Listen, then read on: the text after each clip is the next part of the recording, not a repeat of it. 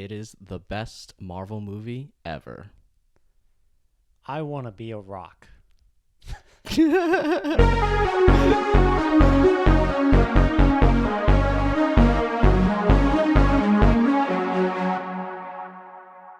All right, welcome to a Space Turtle Show bonus review here. We're doing Everything Everywhere All at Once.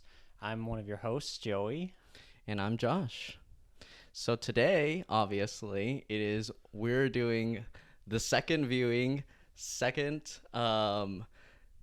processing of everything going on in this movie, because honestly, after the first watch, it was pretty hard to get everything that was going on with what was happening in the movie. Oh, yeah. It really was everything thrown at you all at once. Yeah, we could Horrible even joke, call but- this an explained video. Yeah. Theoretically, we could Yeah. explain some things for you guys. We could clickbait without feeling guilty about it. Yeah. But for anyone who wants a short summary of the movie without too many major spoilers, I would say that the movie is about a woman who is just trying to do her taxes. yeah. I think that's a perfect summary. It's like that's the whole story. Yeah. Nothing else. Yeah, no, I mean, bonkers? No. It's just regular tax season, man. Normal drama.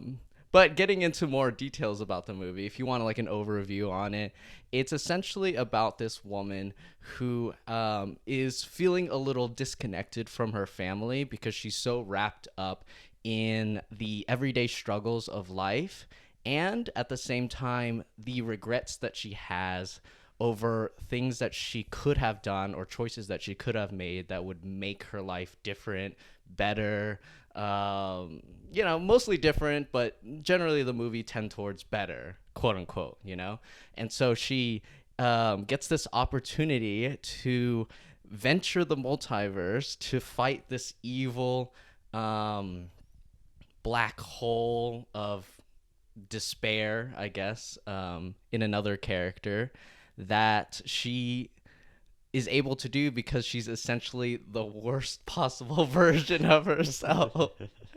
And so the whole journey is about her going through these other universes where she has very completely different lives, and her reconciling that with what it means to be present in her actual life. And essentially, I would say one of the themes would be that she is her worst possible self because she's not present in her own universe. And, long story short, at the end, when she realizes that it takes a active choice to be present in your universe, that creates connections and makes it so much better to live in, and makes all those regrets and what ifs, go away a little bit.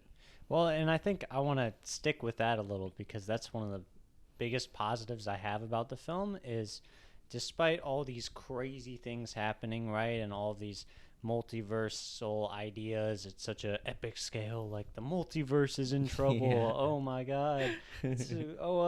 But it stays constant in the story they're trying to tell, and she goes into different universes to tell the story that they started at the beginning, but it's a very sharp through line throughout the whole thing, and it stays grounded in itself and what it wants to be.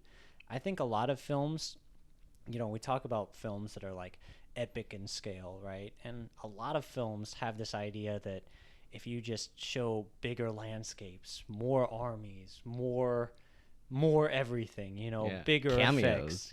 Cameos. Not to throw Marvel under the bus, but my review. exactly. My one sentence review. Yeah.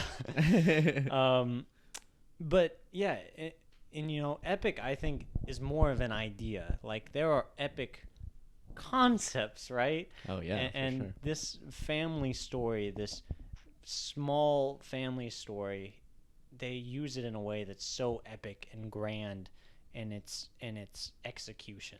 Yeah, and I think that it's because it takes its time to set up the characters as well. I know when I was reading not like spoiler reviews, but just like, one sentence reviews from here or there, or listening to people talk about it non spoiler, I was expecting a really grandiose film. And of course it is. But in the first part of the film, I was actually being like, okay, this is like very normal. I don't know if they're going to like ramp it up, or it wasn't as wild as I thought it would be. It definitely was as wild as I thought it'd be. But in that first, like, before they show the everything, part one, everything, they take the time to set up all the characters and all of their struggles. And it was almost like a drama for the first like quarter of the movie. Oh yeah, like talk about that first opening scene, like just where she's putting the taxes together Yeah. and you go through the entire laundromat and everything. That's an incredible opening. I loved all of that. Yeah, and I think that also kind of contrasts the bombastic nature of like Marvel films. With it starts with the action really quickly and everything like that. I mean, only a few, I would say, start in pretty normal scenarios, and so this one, having like created these characters and solidified them in their struggles, was so good. And I think it also is so impressive that it's able to do all this without relying on like previous films, like with Marvel, it's like they can go really big in like the last couple ones or whatever because it's been set up, but this, they had to set up the characters and then go bonkers and like bring everything back together, and it still did it in like 2 hours and like 15 minutes. I mean, we watched like a 7-hour movie and it wasn't even that concise. Wait a second. Are you telling me you can have a concise epic story in one film? You can do it as a one-off? No way. You don't need 15 other films of backstory and lore. You can just like do it. Hey, I mean, I'm not the one that's rewatched the Lord of the Rings trilogy Oh, extended no. edition, Hey. That shit is banging. There's No, too it's much true. story in that. No, for Anyway, real, it's anyway, great. yeah. It's great. Yeah. Oh yeah, but also I want to talk about this being the second film from the Daniels, right? The first one being Swiss Army Man. I know it's just very brief, but what did you think about Swiss Army Man? Because I don't actually know your thoughts of it. I loved Swiss Army Man. I mean, compared to this film, I would say I like this film better, but I loved like the humor and like the silliness of it all. I think I've only seen it one time, so I do want to rewatch it. There was a little bit about the ending that I wasn't 100% sure about what they were trying to say. I mean, like the general aspect, I get it, but a little bit more nuanced stuff. I do want to rewatch it, but yeah, I mean, I would say really, really like. Okay, because I mean, I agree. I love Swiss Army Man. When it came out in 2016, it blew my mind. It was like Daniel Radcliffe, it was like it's his best role by far. It's not even close. Like I know he's just a rag doll, but that shit is so good. Anyway, though, like these guys with this film as well as Swiss Army Man, the Daniels put themselves on a list for me. That's like if they're making another movie, it's an immediate like I have to go see this right away, right? Like they've turned into like some serious auteurs, Yeah, for sure. I think that kind of brings me around to discussing their silliness. And as I was reading some reviews for this movie, there was, I mean, 99% of it is positive, but they're mostly referring to the silliness and the out of the blue type energy that was bringing down some of the scores. And even the positive ones, they would give it like an 8 or a 9 out of 10 because of like the silliness. There wasn't like, interestingly enough, there wasn't like the Dark Knight where like 98% is like 10 out of 10, and then like you have like the 2% that's not. This is like 50% is like 8s, and then like the other 45% is like 10s, and then there's like a couple out there. Yeah. So I was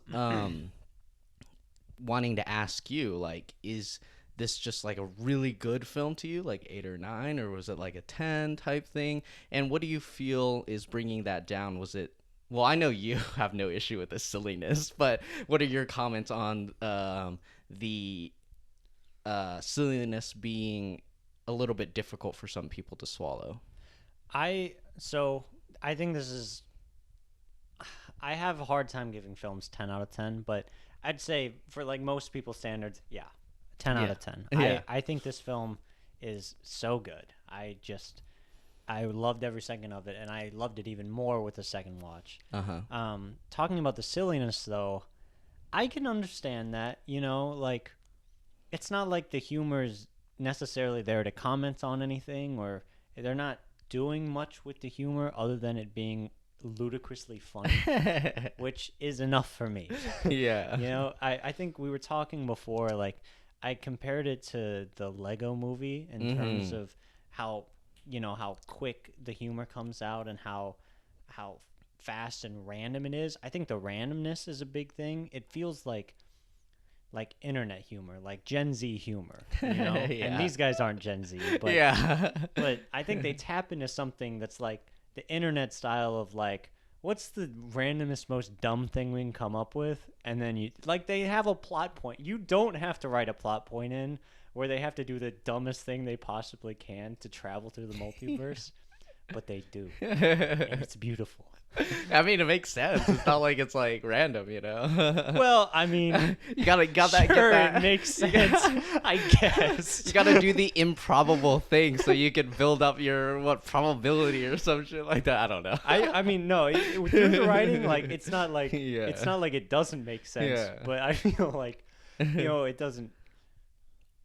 I mean, I feel like it could have made more sense, but I'm glad that it made less sense. Yeah, I totally agree with you. I think that in the Swiss Army Man, the silliness was teetering on the edge for me. Not that I didn't enjoy it like at all. I enjoyed like 99% of it. But in this one, I feel like it wasn't even that like outlandishly silly. It was just like silly enough, It makes me think when you compare it to the Lego movie is that I think that there's a lot of lack of respect for like animated films in terms of like a serious audience, I guess.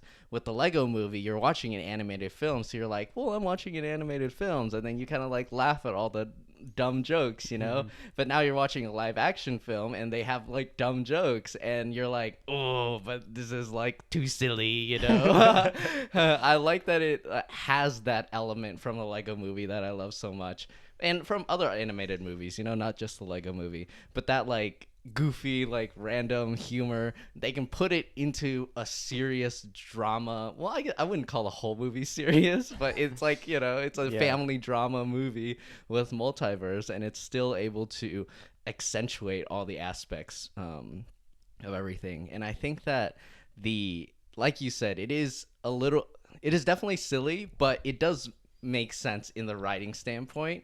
And the fact that they were able to, I can't tell what they did first, come up with this random idea. Let's just like, paper cut in between my fingers and then be like, okay, what if randomness makes me teleport? Or if they're like, okay, we need to teleport multiverse, let's do something random, I can't even tell which way it began because it's so intertwined and weird. No, I totally like. It's so funny that there's two of them that wrote this because I know one of them had to say this to the other one.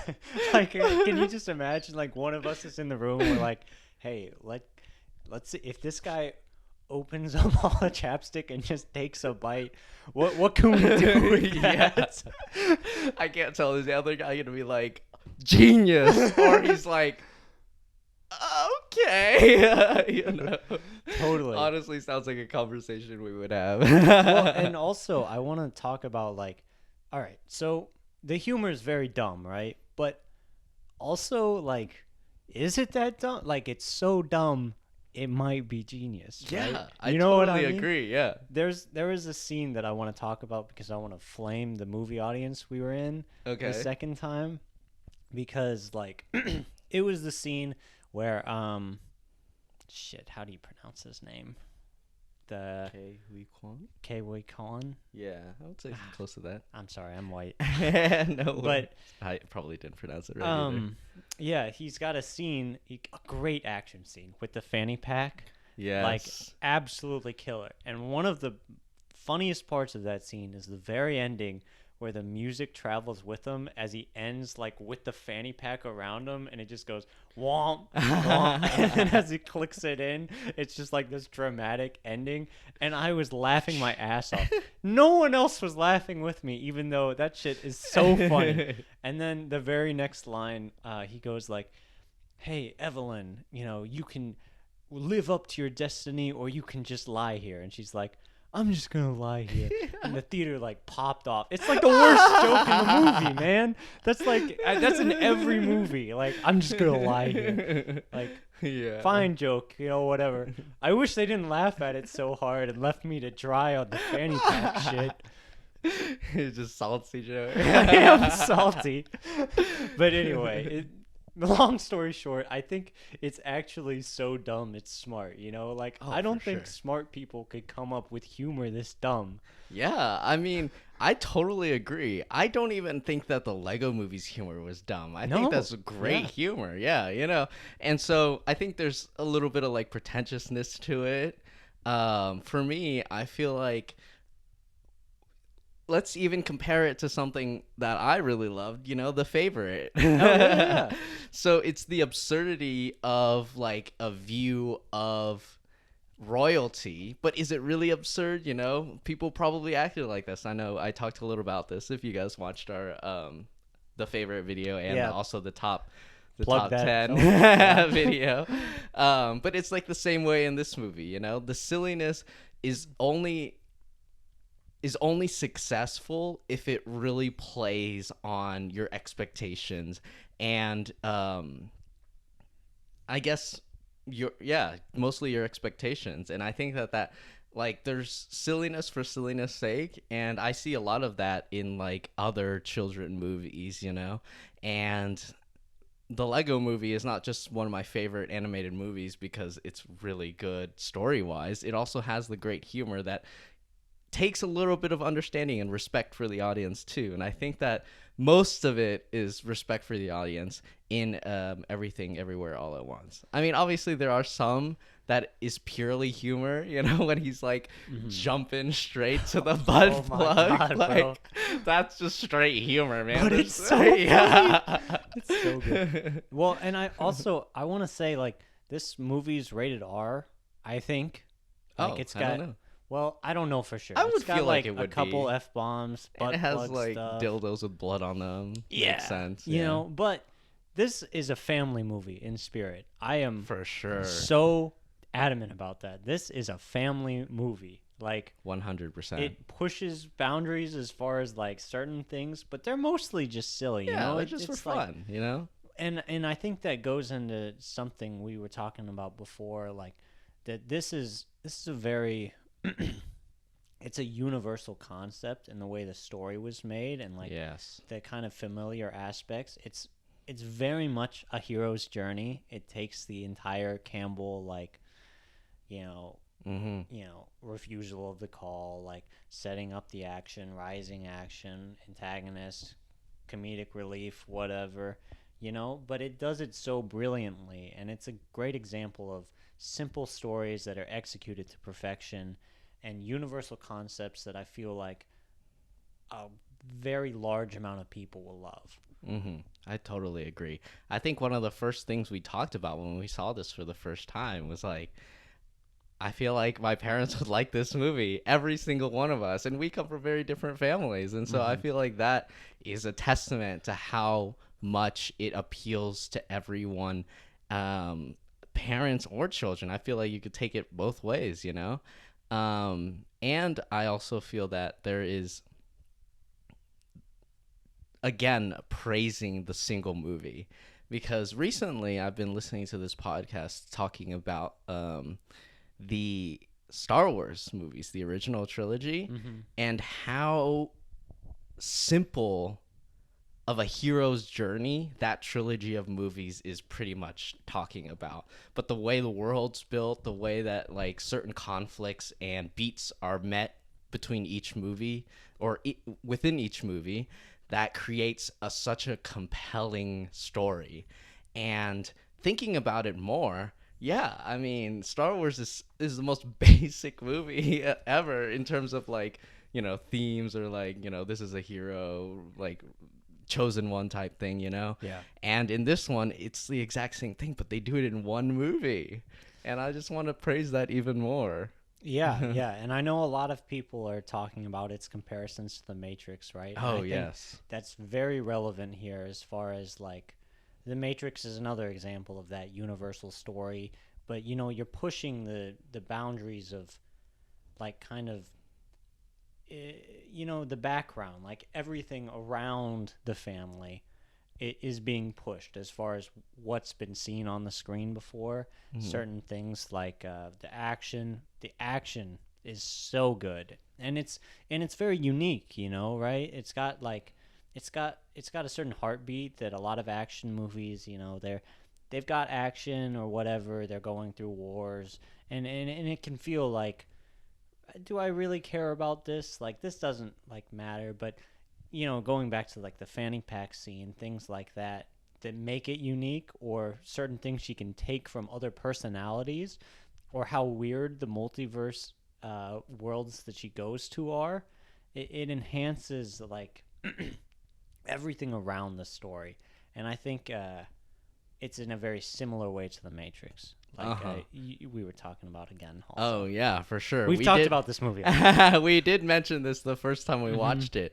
And I would just want to reiterate, I feel like this is the Matrix of our generation.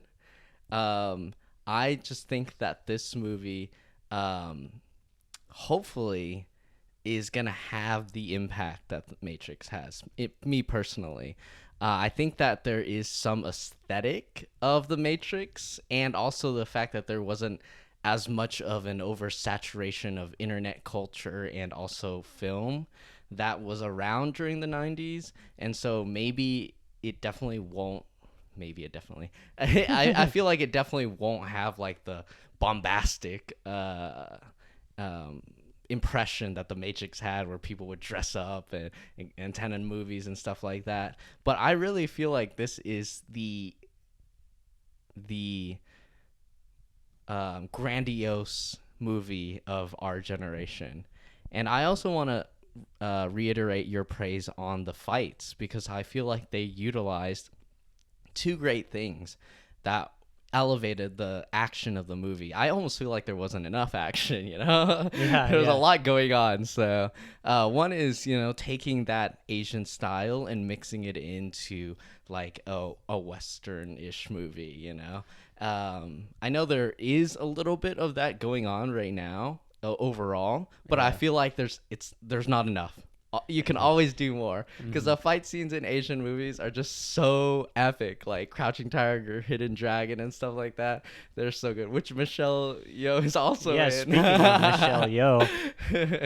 And the second is, again, utilizing the multiverse aspect. It didn't get super dry because it wasn't just full of Asian karate stuff, like uh the main character would be a singer, and then I know that's not fighting, but the But she can use it for fighting, yeah, you know? yeah, and then Jamie Lee Curtis was like a wrestler or like a sumo fighter, and like there was different styles, and there's the twirling of the sign or whatever, even though that's kind of That's a stretch, yeah, it's a honestly. stretch, but I It's want a to say stretch. that she was starting to combine things, like she had Yeah, the yeah, yeah. karate and the spinning, I like, hope so. I hope yeah, that's I what mean it that's was. my explanation for it, but yeah. You said something earlier about oh, Michelle Yeoh. Yeah, I want to start praising the acting in the Oh, movie. for sure. Okay. Yeah, that's a great idea. Yeah. Well, so talking about Michelle Yeoh, right? She knows how to hold down a movie, Like there's a lot of people that you think like they can steal the movie, and they do sometimes, right? Like every actor or actress, they steal like a scene or something, but Michelle Yeoh, she's so good at playing this grounded character in a way you can empathize with, that makes mistakes, that learns from these mistakes, and she elevates the writing that she has in ways that I can't even like fathom or put into words. You know, she just has that gravitas. Uh-huh. I can't believe this is like the first time she's, well, at least in my experience, the first time she's led a movie.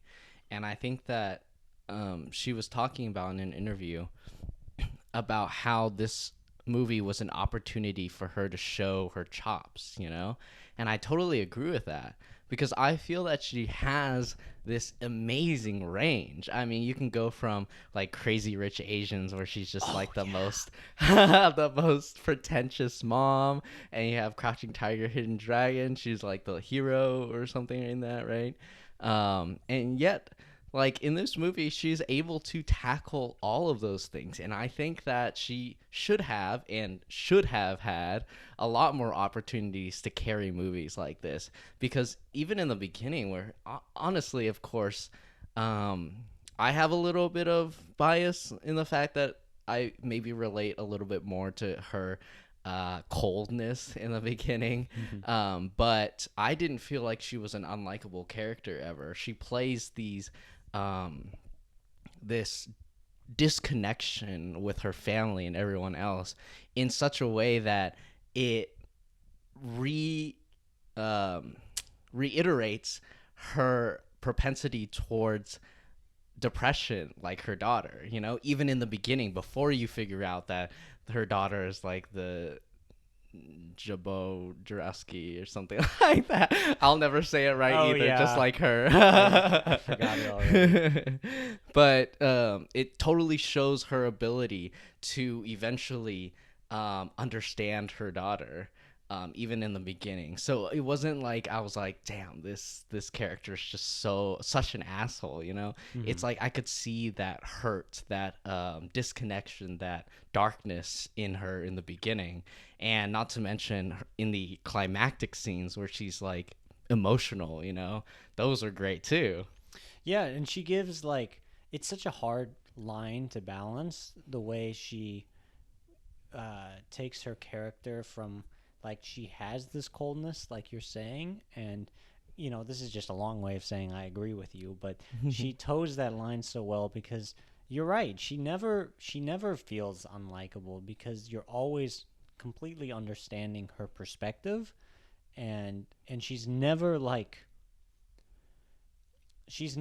truly cold, you know? Like Yeah. she's it always seems like she's trying to empathize or like look out for people, but she just doesn't know how to, or she's just confused about who she wants to be, Yeah. you know? And like the film says, she's the worst version of herself, which is like I don't know if she's the worst. I think you could get a little worse than what she was. But, you know, that's what the film was saying anyway. Yeah. You know, she's got something great, and Yeah. and her family dynamic, she needs to love what she has and all Mhm. that. Yeah. But, you know, anyway, she gives so much even when she's acting cold or she makes mistakes. You can see it in her face how hard she is trying. Yeah, yeah. And I think that that is due to like her portrayal of fear.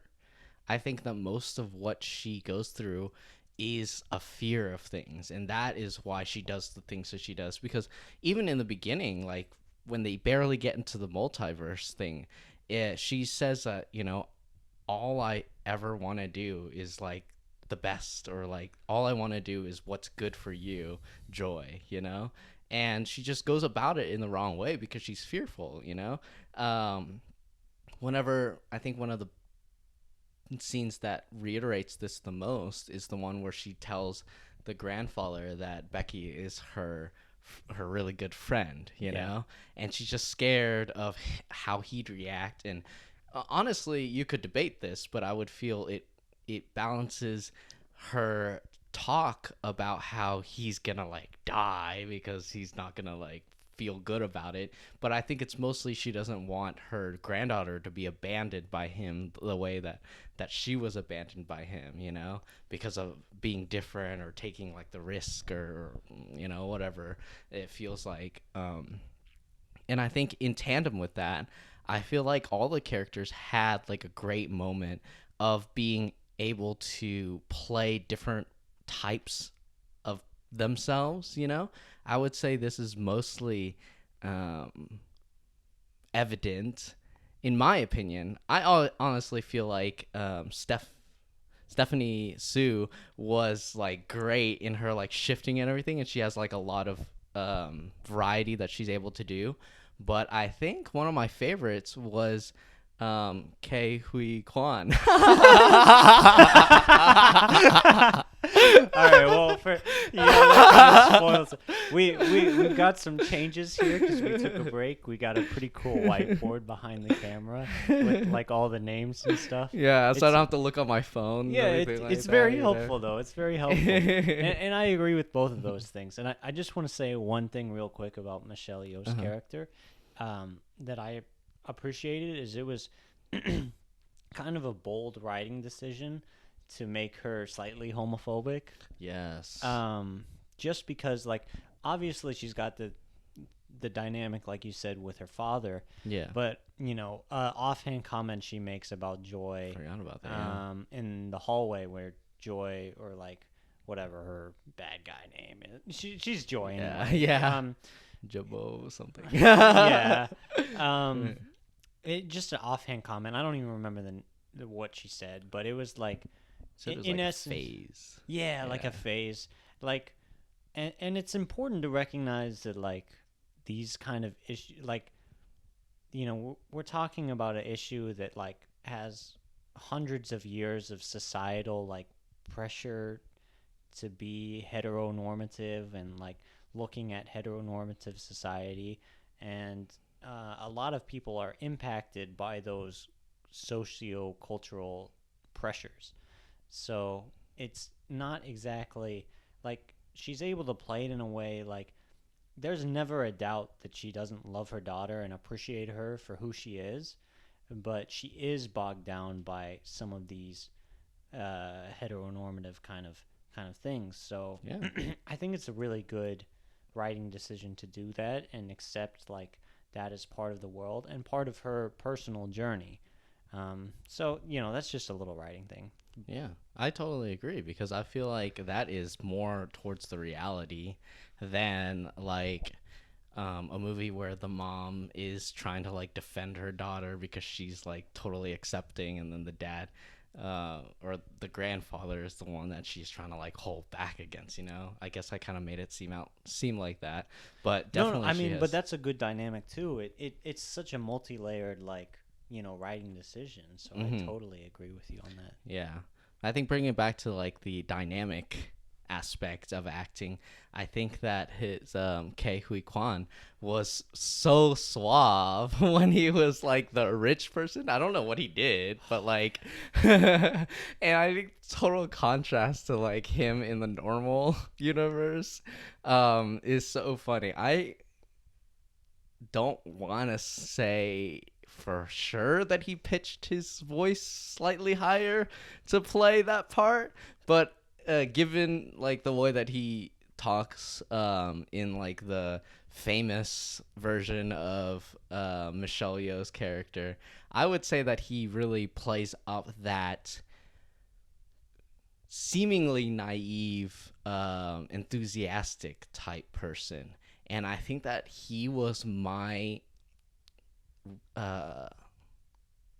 focus on the second viewing of the film, because I think that his arc is secondary, but it mirrors Michelle Yeoh's arc, and I think that it totally is such an important factor on how she views I guess life. He is the fact that keeps her from going into the everything bagel. Yes. Having that person, where she talks to Joy about having, or when she, has her mental breakdown and post everything like that, she's like, you have Becky to like guide you through this miserable life, I guess. And she has him, and what's his name, Weinold or something with a W. Yeah, I don't know. Yeah. And like the googly eyes and everything like that. I especially loved his monologue on what it means to be like naive and what it means to survive and fight. And he talks to her about being a fighter, but there are different ways to fight, you know. And I really appreciate, and this is his coming back to acting performance, and I thought he was phenomenal. I absolutely. I said like Michelle Yeoh holds it down. She doesn't let anyone steal the movie. I'm gonna let you guys in on a little secret. Like that could have been a lie. Like, that could, because Huy Quan. Yeah, Kwan, something like that. Yeah. I'm sorry, No but worries. I grew up watching his films. Like the Goonies is something I've been watching since I was like 8 years old or something, and he was my favorite character in the Aw. Goonies. And he's so something about him as a child actor. He was so charismatic. Whether it was the Goonies or Indiana Jones, those are the two main ones. I don't know him in anything else, but Yeah, me neither. he's got a certain charisma. And in this film, he's got that same charisma again. And there's something so special to me about there's just something about an actor coming in, and it's a new kind of voice, and it's such a unique perspective and approach that I've never seen before as like a personality. And he brought that to the table with this film, and it was so refreshing, right? The way he was able to perform, and like like the kind Just of like his approach to like a super cool guy. like It takes was off his so glasses, puts it in his pocket. he's so funny because he's like also pretty dorky still, Yeah. but like that dorky cool. And I think his character is easily my favorite to come out in a while, and I do think he kind of stole it a little bit because he's my favorite, like, to see. And his just his silliness, but his absolute seriousness inside of that, like when he's like, oh, we haven't had cream cheese, all of our cows died off, and he just chugs all this milk. Like, that had to be a total pain to shoot, but For sure. that as well. And also the monologue, like you were saying, I was going to bring that up too, because it's kind of relatable, honestly. Like, feel. I'm kind of a bitch, you know, What? but like also, like, that's okay, you know. Oh, Like, okay. in the sense that, like, you know, being nice is a way of fighting. That kind of love and care is like the way he says, like, you see yourself as a fighter, I do as well. Like, Yeah. it's so beautiful. And I think something this film does so well in conjunction with all the acting that we're talking about is it balances. It's so silly, but then it can be so heartfelt and serious and beautiful at the same time, and it doesn't shy away from those scenes, and he doesn't shy away from those scenes. For sure. And I think that it's totally accented by him getting stabbed by her and then turning around and being like, stop, don't shoot her, you know? Yeah. That, I think, is like the turning point of her mindset, you know? And I want to bring up the um, taking of silliness into like heartfelt as well, as you were just bringing up right now. I think that is, I think we would both agree that that is one of the most powerful ways to show a theme, is to do something really wild and then turn that into like a heartfelt scene. And I think one of my favorites is when they both turn to rocks. Oh, I'm so glad. I was like I know, about it's to part say of something your about review. wrapping up the thing, but Oh, okay, yeah, but yeah. like the rock scene, like we gotta For like sure, we talk gotta about talk that, because about that's that. my favorite scene as well. So yeah. Yes. I just love that, like, first, it's just like peace and quiet. That's such a nice way to bring two characters together that have been fractured into the multiverse and everything like that. But the continual conversation that you have to read, I honestly think that that is a genius choice, because the things they say during that conversation is, I wouldn't even say impossible to deliver correctly, but it would have been like either really good or really bad. And it being read, I feel like I was able to put a little bit of myself in this conversation between this mom and her daughter, and really read and project myself into this existential crisis that they're both having. And then the fact that when she turns around, she just has like two googly eyes, and she starts chasing her. It's like, what the heck? Like, this, you're not supposed to move. Like, I think that that's one of those powerful scenes. And it's because they're rocks, in this universe where there's no life, and then one of them just starts moving, starts chasing the other one. I think that that's such a powerful use of silliness to create emotional connection and emotional like investment.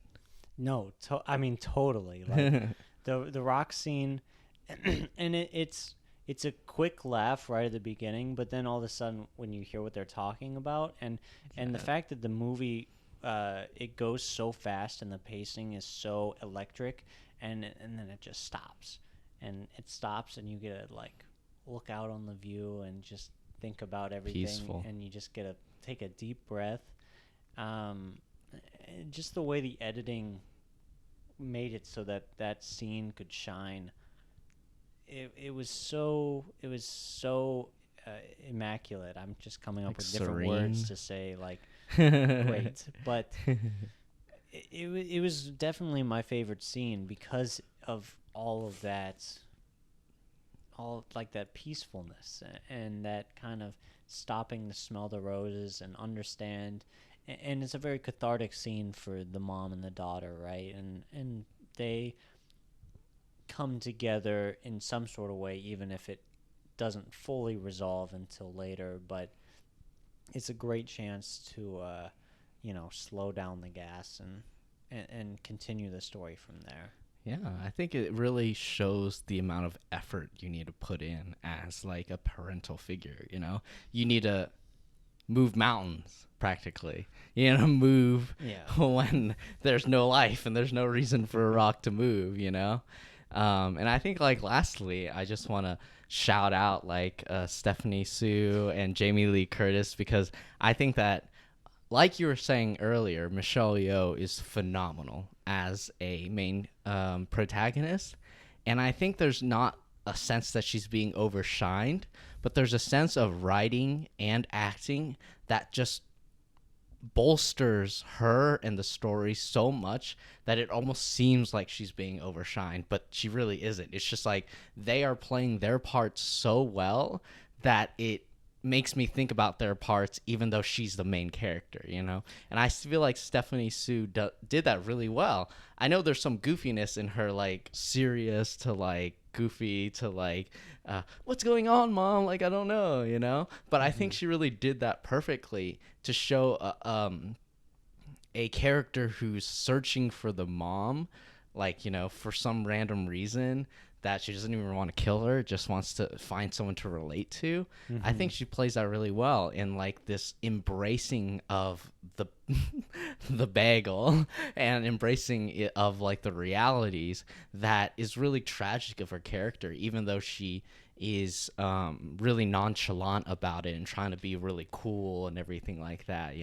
One of my favorite scenes is the one where she kills all those officers by just phasing into like different realities and stuff like that, going back to the choreography and the fights that are so unique. It wasn't fully just Asian karate or even other things. It took use of the multiverse. And Jamie Lee Curtis is just so funny. I can't get that scene where she turns into like the sumo or like the body or like the wrestler where she's just like, yeah. And I can't tell if there's like some CGI in there, because like it goes from like boom, like really like gut into like and it's just so funny. And her being like the kind of asshole and just serious face, like, you don't get these awards like for being nothing, and then it's just like butt plugs. Oh my gosh. And then her as like sausage fingers, and then later in the movie where she's sitting with Michelle Yeoh talking about like being unlovable and everything like that. I thought she was great. I feel like Yeah, every of the supporting cast was super good. Yeah, absolutely. I want to reiterate a couple points before we go a little bit, but like Stephanie Sue is she's a breakout star, you know? Like I'm so excited to see what she does next Yeah. because she's going to get more work just because of this movie. Because it's so good. Jamie Lee Curtis, I almost didn't recognize her in the first one. Yeah, me The neither. second one, I'm like, oh my gosh, like no It's wonder definitely- this person was doing like such amazing work, and she's absolutely incredible. James Hong, just want to mention him really briefly. Legendary character actor, does Always another funny, always great. legendary performance. He's amazing. And I know there's so much to talk about with this film, but you know, for the sake of like Having making a it concise shorter video. so we can get more views, I think like for me that's the end of my comments. Do you have Yeah, anything? that's pretty much all I have to say. I mean, we could go deeper and talk about another hour versus everything, but I think that that's their general ideas, and I hope you guys feel the same way because this movie was awesome. Yeah, I think we both agree that this film is one of the best to come out for a while, and you guys should check it out. It's got really good word of mouth, so just keep on watching this movie. You know, It deserves it. watch it a second time, watch it a third time. I want to watch it a third time. Like, Yeah. I could watch it again, and I wouldn't be like, I wouldn't feel like I wasted my Oh, time. of course not. You know, Yeah. I mean, we watched it the second time. There was almost a full theater, and I'm so happy about that for this movie. yeah, for it this just movie. keeps gaining momentum, and it's one of those like cult phenomenons. So, you know, if you like this review, give us subscribe, a like, all of those fun things, Yeah. and Check out our next stuff. yeah, We're recording one right now. yeah, we're coming back. We're off our break, so we're gonna be back and better than ever. So. All right. Bye.